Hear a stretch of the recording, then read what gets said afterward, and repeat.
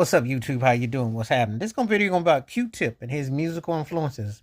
The rapper, producer, MC, one of the most influential of the last 4 years, had quite a list of artists that he's respected and admired in different things. And I'll give you some of the names he mentioned. He mentioned Michael Jackson. He mentioned Rick James. He mentioned Slick Rick.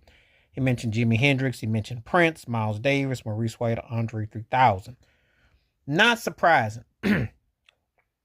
Him and Prince actually worked on Chocolate Box. Was on the Prince record back in 2009.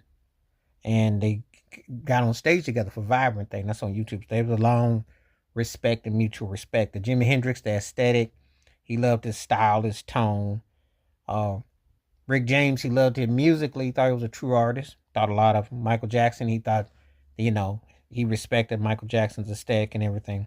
The spiritual and the adventurousness of Maurice White as the band leader of Earth, Wind, and Fire, which he respected. Andre 3000 from Outkast, he held in high regards. Thought a lot of him. Not a surprise, because artists with longevity, impact, and they go against the grain, you could definitely see that with what Q-Tip was coming from. I mean, as a leader of a Tribe Called Quest. And of course, he mentioned Slick Rick. And I've talked about Slick Rick before. Slick Rick was, he was probably, when Tribe and Q-Tip talk about the abstract and talk about the kind of differential, he was kind of like, his tone and his vibe was a little bit different, but yet it was linear.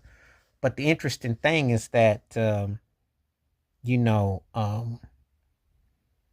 still held, in perspective. It still had a way of kind of like staying in tune to what it was, So it was one of those things that it didn't venture too far, but it ventured enough where it was still a hit, even though it was on its own accord.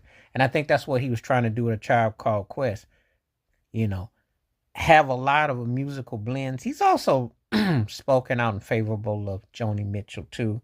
So, and listened to a lot of different things. And he mentioned his father's jazz records. So you can know with Miles Davis and probably with John Coltrane and Herbie Hancock. When you really listen to Q-Tip and the different tones and expressions, it loans itself to a lot of that. So, not surprising at all. There's nothing that I would sit there and I go, oh, I didn't see this coming. I didn't say that coming. I think that, artists are aware of different things and they have different ways of expression.